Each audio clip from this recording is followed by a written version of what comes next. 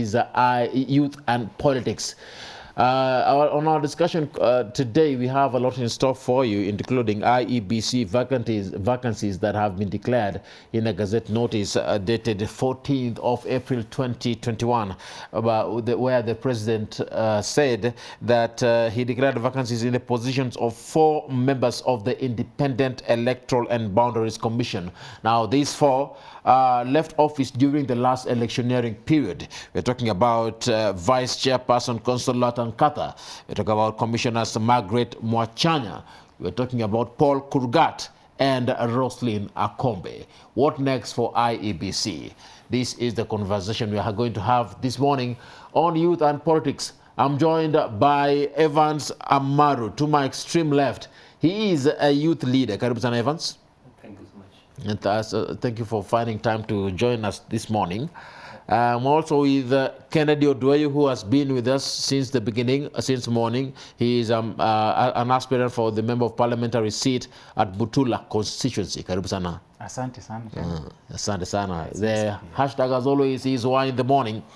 Be part of this conversation as you give us your take in regards to the topics that we shall be discussing today at Ram Agogo, at Y254 channel on Twitter and on Facebook at Y254. Make sure that you give us your take as we continue with this conversation. Shall sample or read a few of them later on. My name is Ram Agogo. If you've just joined us, you're in time for this conversation. Youth and politics starts now. Now, we are looking at the issues in regards. Let me start first of all with this process. Is it too late to start looking for commissioners, considering the time that is left till next year for the elections? Let me start with you, Evans. Of course, according to the Kriegler Commission, you can point out that there is an issue with time, but on my opinion, I believe that the president is just in the right track because IEBC has been there. It's only that some membership in terms of the name of commissioners have been missing, the 4 of them. So by announcing about the vacancies and the position to be filled, I think we're just on track. There's no problem. We're on track. Yeah, we're on track. There's no problem. Ken, what do you think about this? Are we on track considering the time span between now and the 2022 polls? I feel like we take jokes too far sometimes. I ask myself, what stopped the president from announcing those vacancies in 2018 when those people resigned? Why now? You see, at the end of the day, IEBC is a very critical aspect of our democratic system. It's actually the second one after the political parties. Now we are in a situation where it's less than 18 months to an election, and the process might take more than 6 months. So we are likely to enter the final year to the election without a well-constituted IEBC. And lest we forget, the court indicted the entire IEBC commission. Someone who has been indicted by a court, why would they even be in office at this time? Because the moment you preside over a flawed processes don't run themselves. They are run by people. So I think for me, there is something that was supposed to have happened in 2018 or 2019 so that we can give these people ample time to acclimatize, give these people ample time to understand the processes. It's far much easier so that is what professionalism calls for. Organization, timely organization, so that the structures, if there are any changes, if there are issues with the secretariat, they're able to put everything in order. So you'd feel like it should have been announced in 2018? The day that those commissioners, the 3, in fact, it's supposed to be when Roslyn Akombe resigned. Immediately when someone resigns, seek a replacement because they're supposed to be there. There's a reason why the commission are supposed to be 7, because 7 heads need to come together to do that. Well, the same with the other ones. For those who are watching, let me just give us a background in regards to this, just as a reminder. The vice chairperson, that is Consolata Nkatha, Commissioners Margaret Mwachanya and Paul Kurgat resigned in a joint press conference at a Nairobi hotel on April 16th, 2018. Now, they cited lack of confidence in the commission chairperson, that is Wafula Chebukati. On the other hand, Roslyn Akombe, who fled the country, had announced her resignation while abroad on October 18th, 2017, barely a week to the presidential election rerun. Now, according to Roslyn Akombe, she said that the commission could not guarantee a credible election and that she felt unsafe serving at the IEBC. Now, these are the issues that left IEBC chairman Wafula Chebukati with only 2 commissioners, and these 2 include Boya Molu and Abdi Yakub Golie. These 2, including the chairman, have been running the IEBC since then till now, when the vacancies have been declared by the president on a gazette notice dated April 14th, 2021.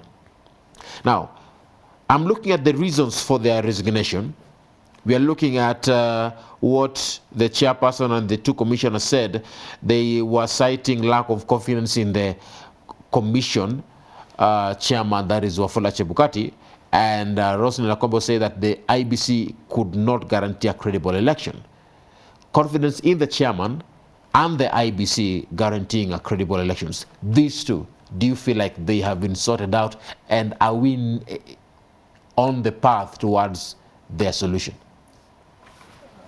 Okay, first, I believe Roslyn Akombe, she left spontaneously and controversially. It was during the electioneering period. During that process, the country was charged. There were a lot of demonstrations. So there are a lot of pressure of doing the right thing at a wrong place, you see. She left, and of course left the country free. But let us look at these 3 who resigned later in April 2018. Post-resignation, where are they? They were rewarded by the president. One of them, they hold some positions outside the country. There's one in Moscow, Rome, and I'm not sure the other one, I think she's in France. To me, this was a predetermined thing, most probably by the state. Their resignation was predetermined? Yeah, of course. Even regardless of the accusations of lack of confidence in the chairman. This was just it was just a makeup. It was just a makeup to wink the public, but at the back of their minds there was something going on. And again, the president, being the appointing authority, he was trying to set a precedence. You see, he was trying to set a precedence that if you do this, anybody will be coming post these commissioners. If you do this, we'll reward you. You get the point? You get to dance to this kind of tune. So in your opinion, yes, you believe that the resignation of the vice chair, yes, that is Consolata Nkatha, and the commissioners Margaret Mochanya and Paul Krugat was predetermined, yes, and pre-planned? Yes. Do you agree with that? To some extent, and that's why I want to quote something by the late Magufuli. Magufuli alisema ukiharibu hata wewe unaharibikia hapo hapo. Hawa waliharibu. In Kenya it's the opposite. Ukiharibu hapa unapelekwa kuzuri zaidi. So labda uharibu uko tena. So you know what I would say? That's why most of these people hear corruption scandals and then someone is elevated by virtue of so it's like this, like he's saying, there are some pre-arrangements. It's like when you achieve this, then so you find someone is moving from the Ministry of Health after 5 billion scam, then he goes to a monocritious transport ministry. You know, bigger games are played there. But what I can say is, to some extent, I agree with him, because why would someone be part of such a fraudulent system and still get a diplomatic job? You know, for that thing, for that level of impunity to be. But the problem was with the system, not with that individual. The systems don't. Would you blame the systems issues don't, of the system to a particular individual? The systems don't run themselves. That's what I'm saying. The systems are run by individuals. Yes. Now I'm telling you about the jokes that we take so far. You ask yourself, these people say they have lost confidence in the chairman. Did you hear any investigation being done on the chairman? Because by that these are people who are 4 people saying that this guy cannot be trusted. These are board members. They sit, they discuss everything, which means they know what the chairman is planning and everything. Regardless of the personal differences or any other political and stuff like that, that warrants an investigation. Because the IEBC was indicted collectively. And then when these ones now came out, they said that it's like they were saying the problem is the chairman. But nobody cared to move ahead. And we are moving forward. So at the end of the day, you're like, there are 4 people who are coming in, and then there will be other political dynamics. It just looks like it's supposed to be very strategic. And to an extent, it's like all these things are just choreographed towards a certain predetermined objective. The IBC has been accused of many things, including not being able to guarantee credible elections. If we were to go for a general election right now, would you be confident in the IBC? No, I wouldn't. Would you? I will not. I will not be confident with the IBC. Why wouldn't you be confident? They have run previous polls this year. We've had by-elections. Yes. Why not the general election? You see, when it comes to general elections, there are a lot of interest at play. There are a lot of interest at play. Okay, let me put on the table here. The by-elections that we've had, yes, including the different seats that were taking place in different regions, yes, they were litmus papers for the general elections, according to how analysts may look at it. Not just for the politicians, but also for the IEBC. Do you agree with that? Of course, IEBC has to cleanse itself, these by-elections. After 2017, we get to restore confidence in the public that we are no longer the IEBC, which was there before. That we've adopted a new face. That we are no longer like what people used to see. But I want to take you back to 2010. In 2010, there were 2 by-elections in this country. One was in Makadara, where Sonko became the MP for the first time. He went there with a ticket, the NAK Kenya ticket. He won. Jujas with Kabogo winning the parliamentary seat with the same party. Did it become anything? Did NAK Kenya become anything in 2013? Martha Karua became the presidential candidate, but was she even something? That's why I'm telling you that in as much as we can have the by-elections, maybe in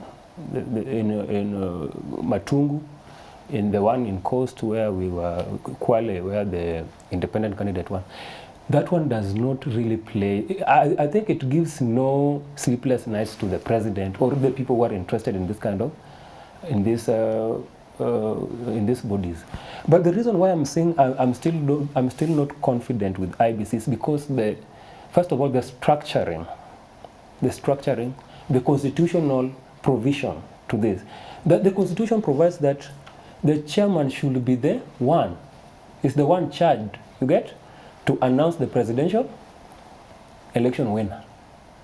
You know, it should be a bit different. I think this thing should be stratified to the point that maybe every county, every county should be announcing its presidential what? It should be announcing the presidential candidate the presidential election winner with the figures, with the numbers. Like, let's say we are in Mombasa County. This is what maybe President Uhuru has got. This is what, so that the country can know, like the way they do it in the US. But now, if you come to Kenya, you'll realize that we've submitted the results maybe from Nairobi County.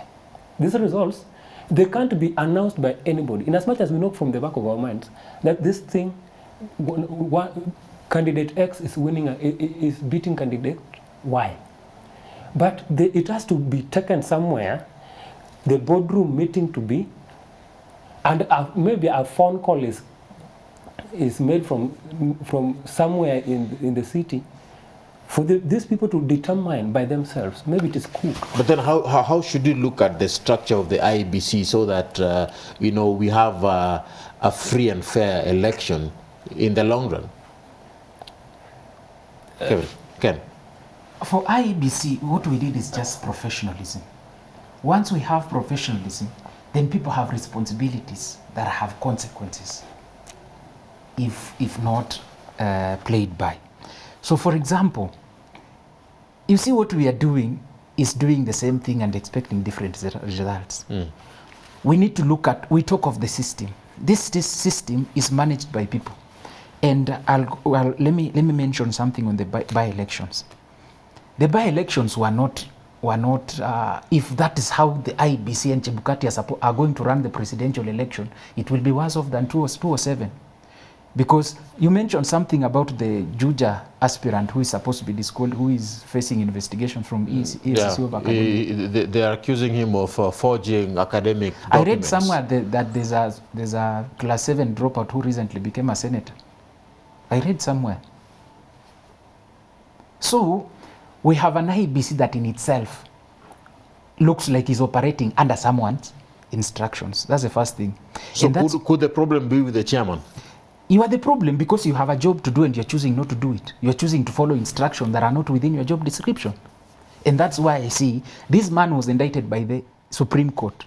He was supposed to have left immediately and face charges because they committed an electoral offense. Now that we are having the vacancies, we are looking for the commissioners. Is it in order that they join as the chairman is still in office, or are we looking into a revamp of the IEBC? I'm looking at what happened in Parliament, where there is a report in Parliament by the Public Accounts Committee that indicted the commissioners. So could this mean that there is a problem for them that could mean their removal from their positions or from their seats?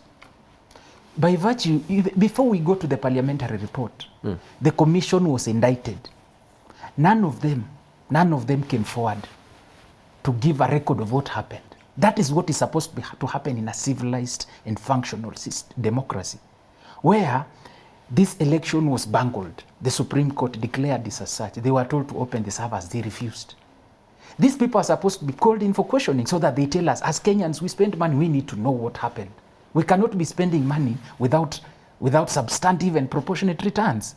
So those people, by the time the commission, which the parliamentary committee was doing, which is just as usual, those are just formalities to earn people allowances and just make people look like they are working when they are doing nothing. You see, at the end of the day, the Supreme Court decision was enough. The next thing was to indict these people. The DPP and the DCI were supposed to initiate. DPP, DCI and EACs were supposed to initiate investigations against these people while they are already out of office. But I think as we discuss all these things, I think we need to be a bit logical.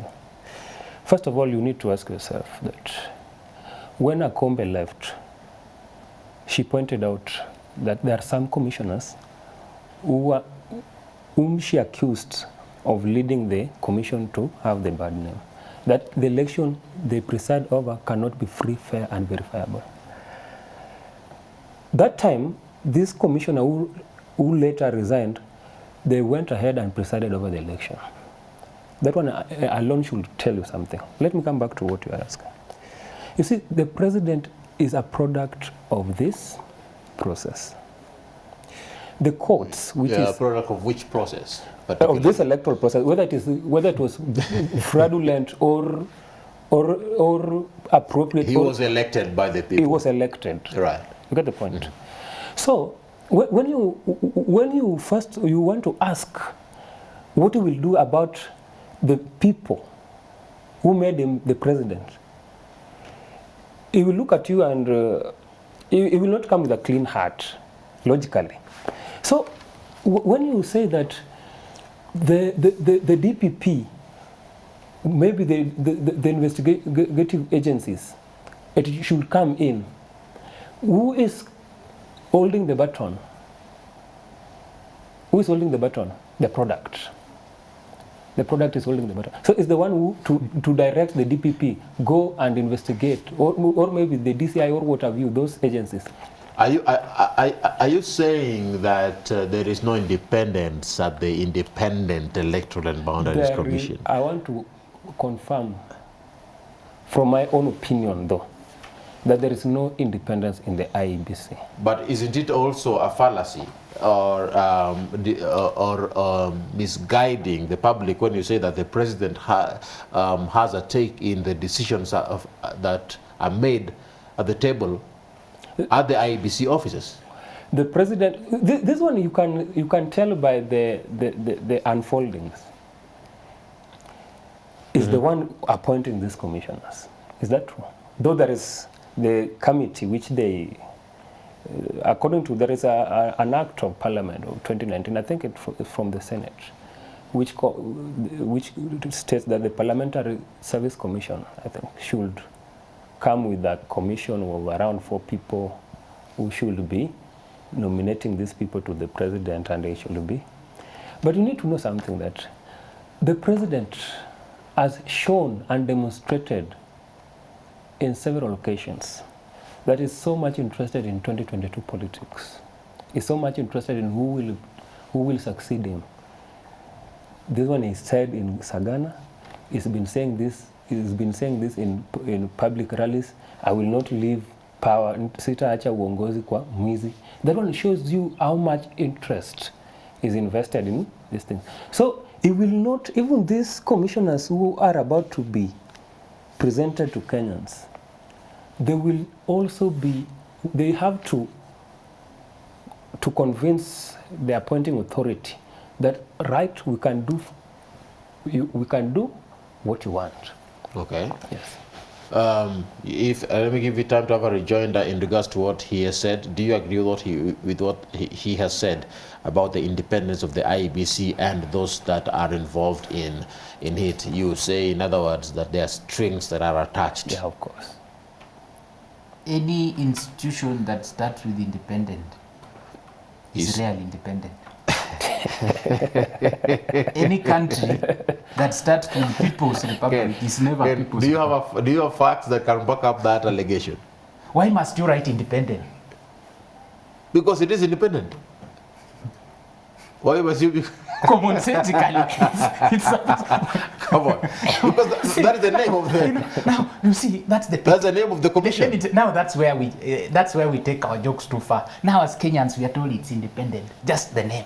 And then whatever happens there is nothing close to independent. So the IEBC, you know, it's so I usually say it's very difficult to, you know, these are human beings with interests and needs and all that stuff. People will always have interests. But once you have systems that are functional, then the systems that are functional are able to check the hunger and the personal desires of the people serving and running those systems to a level where we are able to minimize their influence and serve greater good. The elections are pre, during, and post. We have failed in all aspects. I want us to wrap this conversation for the IEBC and move on to the next discussion. For the commissioners, still I stick to that to that part. For the commissioners, will they or could they lose their seat? Could the chairman also lose their seat? We are talking about these two commissioners that remained with Wafula Chebukati, the chairman. We're talking about Commissioners Boya Molu and Abdi Yakub Golie, together with the chairman Wafula Chebukati, considering that we have the parliamentary the Parliamentary Public Accounts Committee that inducted these commissioners. Also, we have sources, saying that there is a scheme involving presenting a petition to Parliament citing gross misconduct by the commissioners during the 2017 election polls. It's 2021. We are going to the elections next year. Why bring a petition now?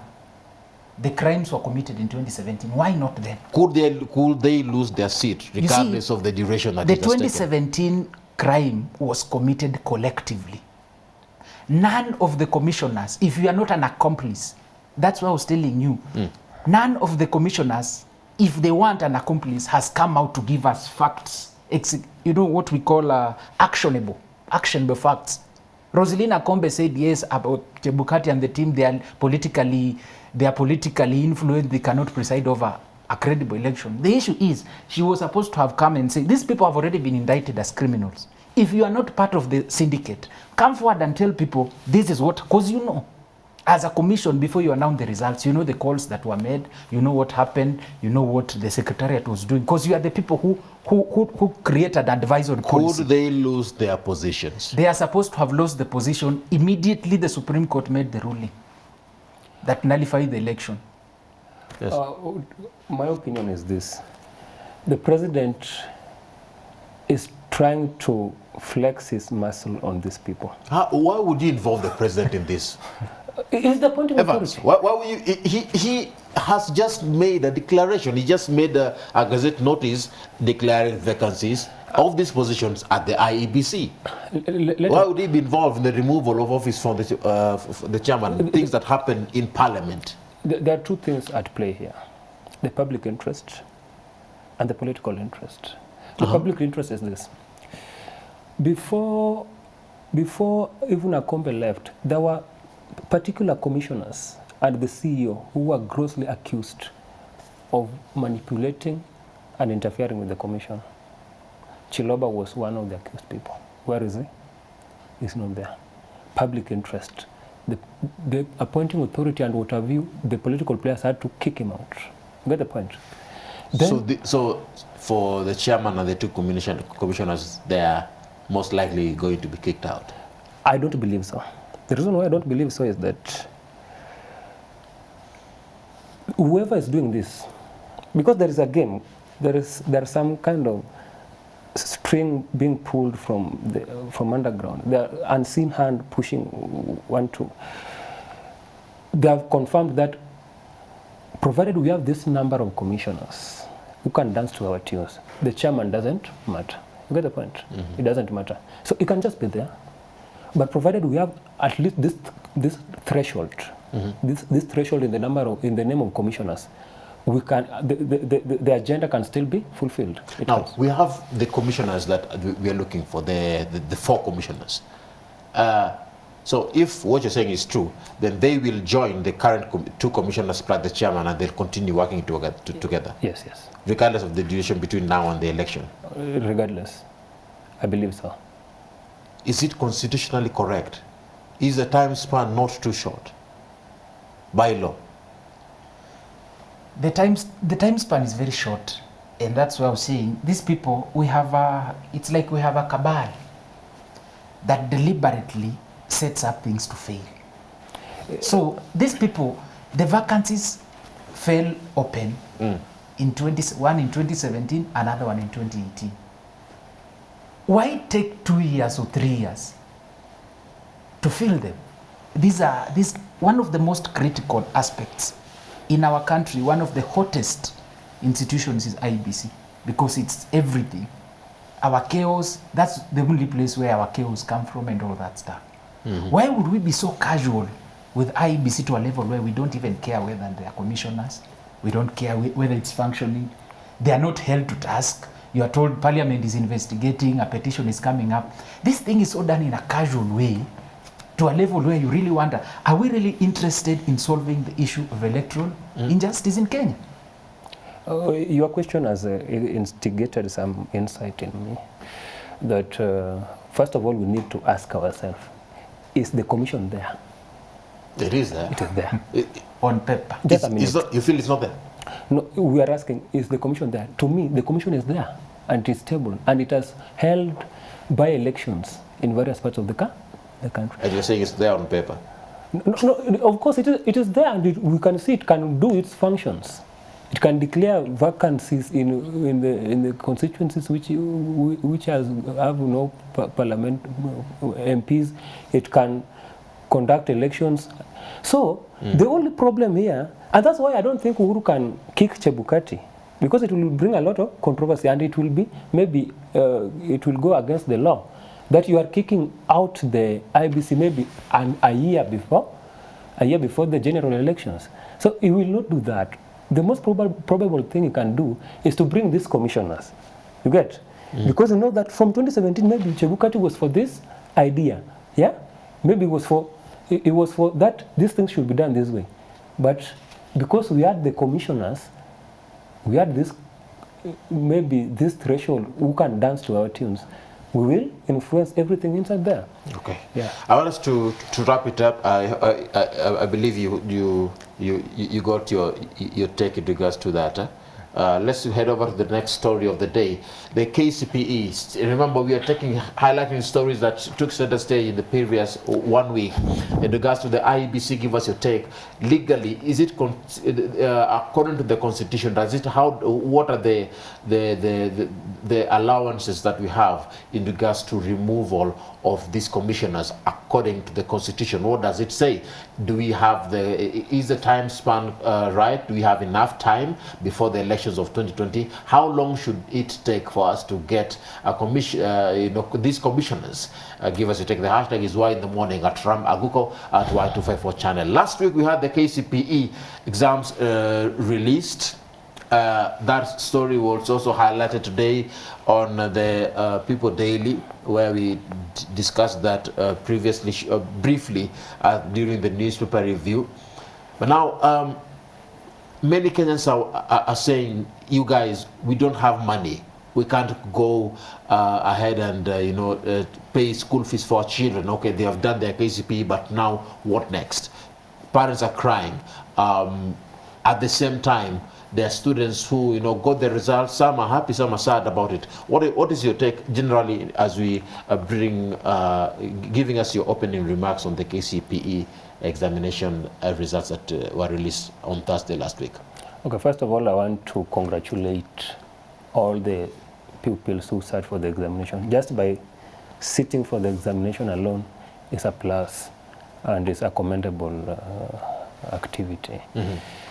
Second, I want to commend the resilience of these children, having undergone through having suffered the pandemic, going through the problems, societal problems. Actually, during the pandemic, we could hear a lot of reports about girl child, some of them becoming pregnant, a good number of them. But it is good that at least some of them performed well, and looking at even top 15, as you said earlier, they are dominating. So it is something which is commendable. I'm looking at it. What is the take in regards to the conduct of these examinations during a pandemic? I think it was. I will comment as I congratulate the candidates. I would also commend the government for having done its best to ensure that the exams go on. Of course, there are hitches here and there. Some of the students were not, or some of the pupils were not well prepared, considering the different environments where, or as a country, where these people come from. So we discovered there was a bit of an unfair advantage on some, but at the end of the day, it's good that we are able to push through and achieve that. That said and done, it's good. At the moment we are talking about now, we have over 1 million people who are supposed to, 1.1 million who are supposed to transition to secondary. And we are talking about 100% transition. Yeah, and then you ask yourself, in the last years, the last year, how much have we invested in the infrastructure expansion of the secondary schools where there must be 100% transition? Because at the moment, education is no longer about quality like it used to be during our days. It's about compliance. We just want people to pass through. It's a system. People are just passing through the system.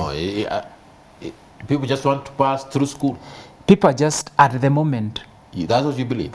That is the image that the government is portraying, that we must. You see, to enhance quality in education, you need, one, the infrastructure, you need the human resource, and then there is the support. There always wars between TSC and NAT and KUPPET about teachers. Almost all public schools are under-resourced. We are talking about a cabinet secretary who comes and says it's fresh to learn under trees. It's okay to do that. we have a system where we are talking about a shortage of teachers, we have shortage of classrooms and other supportive measures. So we want to push these people to the next level, and yet we have not created enough space on that level. And that's why I'm saying it's what the government is doing is more about compliance. Because not quality education for all. At the moment, quality is, let me say, one of the least considerations of the government. Because otherwise, if we didn't have quality, would we be seeing people passing examinations the way they did last week? You see, what is happening is that people are passing exams, and that's why we have others who are failing. Because if we had a purely quality-based system, someone would not go to school for 8 years and still have a system that classifies them as a failure. Because that is what, because we are saying these ones should go to these schools, these ones should go to this, regardless of this, whether this person has a talent that could fit, regardless, there could be someone who got 100 marks, but this person could have a talent that can help, that can boost the image of a school where the 400 are supposed to go. That kind of balance. Because when we're talking of the CBC, we are talking of the CBC. CBC, we are not focusing on academia alone. We are looking at creating a system of empowered individuals in their areas of abilities and interests. So that we still fall short in that aspect. Okay. Even as you come in, do you agree that with what he's saying that we are not concentrating on quality education in the country? I don't agree with that. So, you see, the education system is that the government has come up with a lot of initiatives, including addressing what he's talking about to do with the quality by bringing the CBC, competency-based curriculum. To mean that government is trying to do something, you see. When we come to the current, what he's talking about, I think we should, we need to start from somewhere. You get? We need to come from somewhere. That at least we've increased the number of enrollments for the students sitting for their national examination. That one alone, we need to commend the government that at least it's doing something. We need not to see things negatively every time. I think sometimes we need to give credit where it's due. Yeah, and these things cannot be done at a one go, like we are doing everything radically. When the CS has said that we need 100% transition, that's a good statement. But the question is, what is it that can be done to cushion Kenyans, especially the Kenyan parents, who now have the burden or the or the luggage of ensuring that they pay their school fees to their children now that they are all going to Form 1? Yeah, I think for it to be transformative and to meet its cause, it is important that the government is not coming to the bridge. You see, like it's not consulting the parent, or it should be that the government is dealing with the kid. Like Mr. maybe Kevin Otieno, yeah, from maybe Kiambu County, got 403 marks. The government knows of this student. He was maybe is going to Alliance High School. So it's told the government knows that this guy, the parents are disadvantaged economically. So let's take the burden. Not that we caution the parents, that maybe we give the parents. I don't know what you mean by questioning. Maybe you mean that we boost their businesses or what. I think it should be that the student is the one which the government is interested in his education right now. So it should be the one to be sponsored. Ken, in regards to this, high cost of living is the worry for many Kenyans. But now that their students are done with their KCPE, they're wondering what next. Yeah, and then that's where it also exposes our leadership as a country, because the economy has literally been shut down for the past 1 year. Then we have students who must go to school, must report because it's 100% transition in schools that are only politically free. Politically, education in Kenya is free. And the government will even tell you you'll be arrested if you didn't take your child to school. Someone has been jobless for a whole year.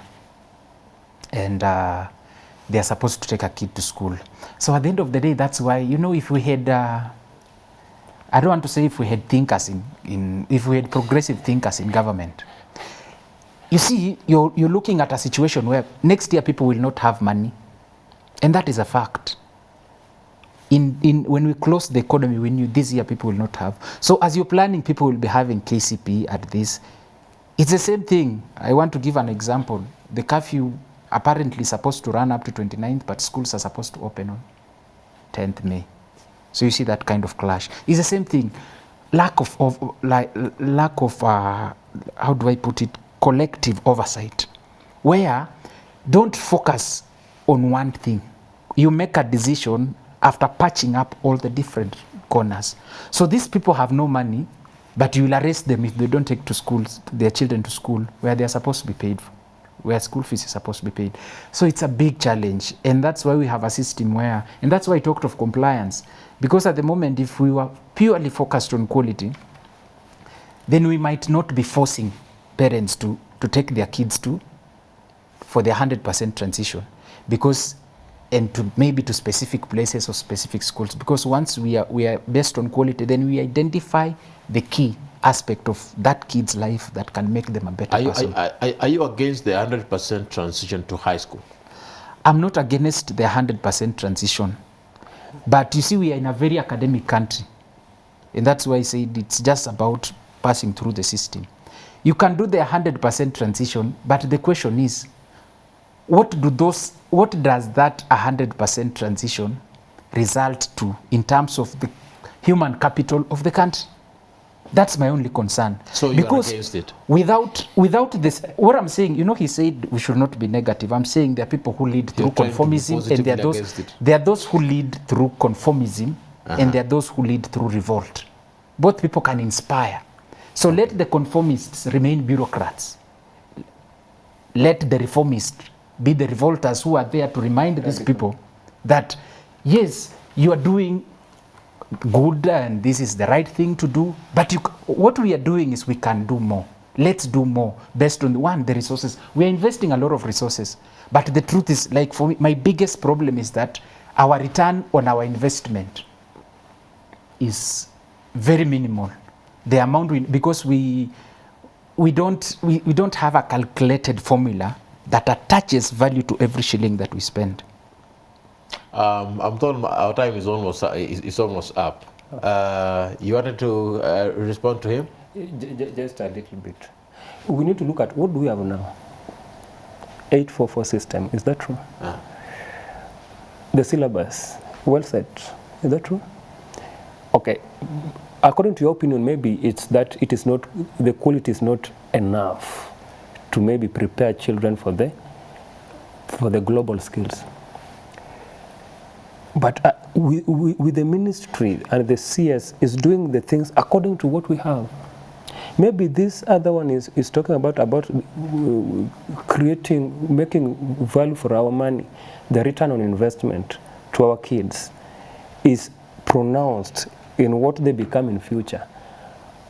Actually, the government is trying to address that by bringing the CBC. But right now, what we have, KCAC, KCPE, the transition, children passing, and only that. All right. I want us to conclude with this. Just give us your thoughts politically, conclusively. Mount Kenyan politicians have laid out demands for the deputy president in regards to the region and their bloc, demands that can ascertain them economically, regionally, and demands that can ascertain them seats in their particular area. What are your thoughts in regards to that? I want to look at it this way. You see, about a fortnight ago, there has been a lot of political talks, with some even alleging that the deputy president wants to form a coalition with the former Prime Minister, Raila. The Oparanya is also coming in, Oparanya is also coming in. So when you hear Rigathi Gachagua and the other Mount Kenya region MPs coming, they are trying to sound some sense of warning to the deputy president. They want to restore their positions which they held before. From 2018 to this year, to early this year, the deputy president has been rapidly campaigning in Mount Kenya region. So when they see him trying to veer off that grid, they have to bring demands. So it is just demand to bring back the deputy president to track which they want him to. So it's all about the deputy president. The Mount Kenya MPs having a meeting. Yeah. Definitely, it's about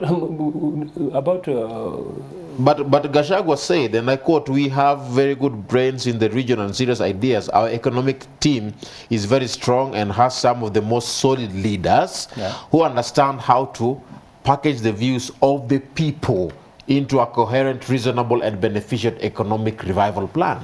If the news I watched serves me right, Gachagua said that the deputy president will be given the first priority, in as much as there are other presidential candidates will also come in, but he will be given the first priority, to mean that all these things done first. Are they speaking for the people?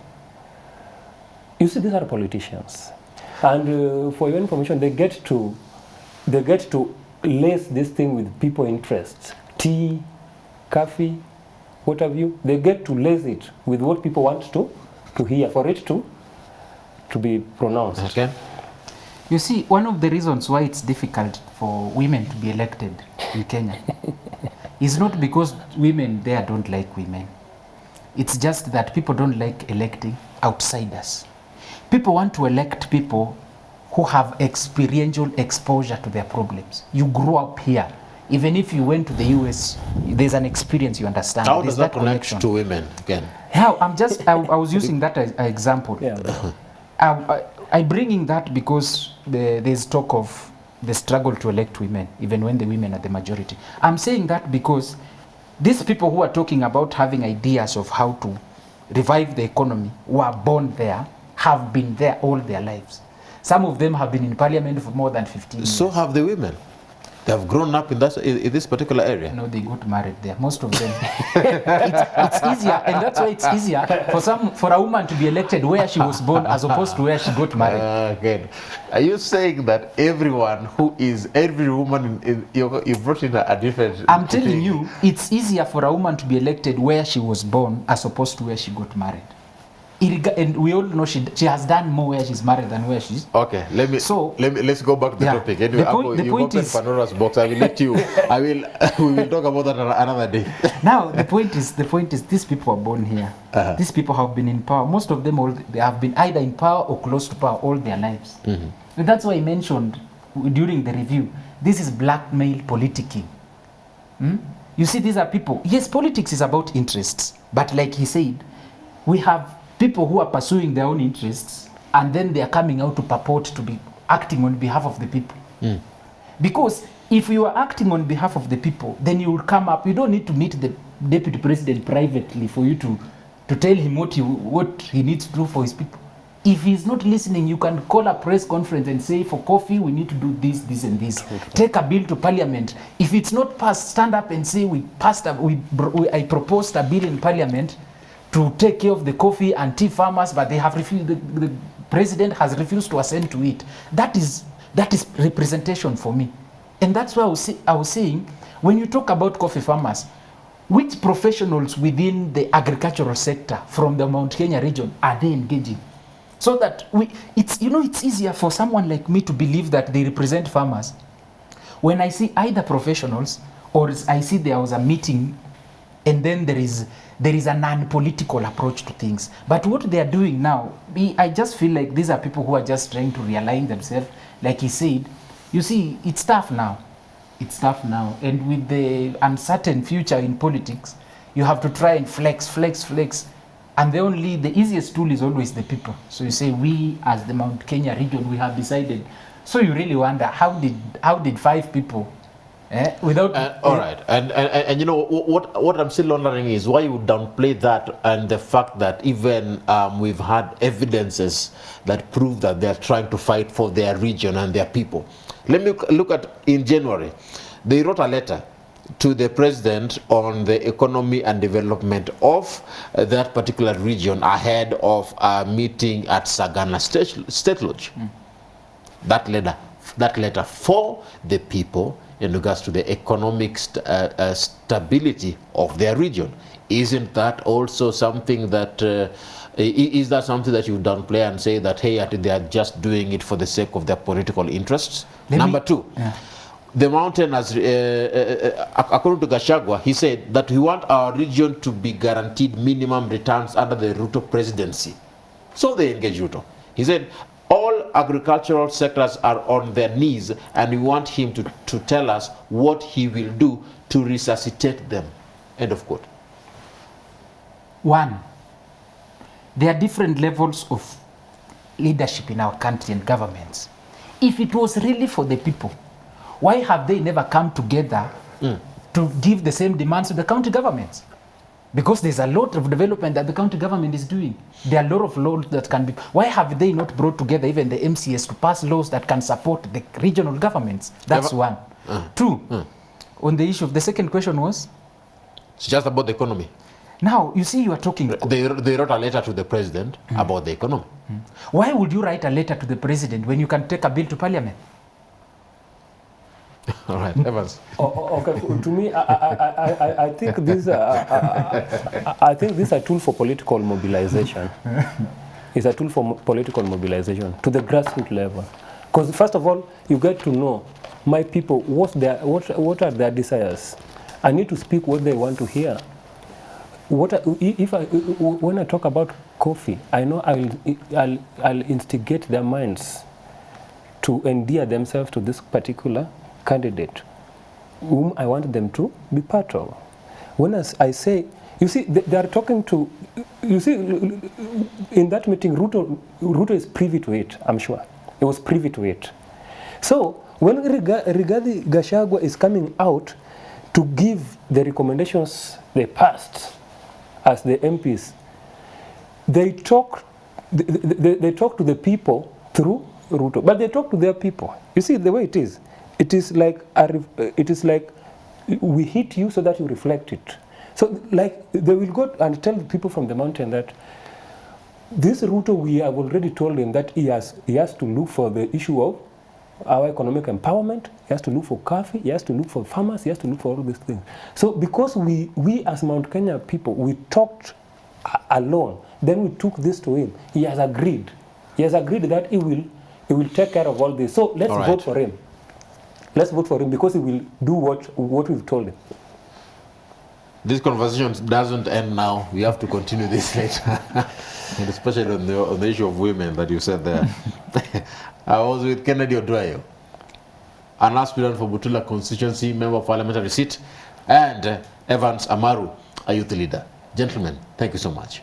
Thank you. We appreciate it. That brings us to the end of this conversation right on Why in the Morning. It's a pleasure, as always. Thank you so much for keeping it tuned to Y254. My name is Ram Maguko. On behalf of everyone that ensured this show was a success, thank you so much.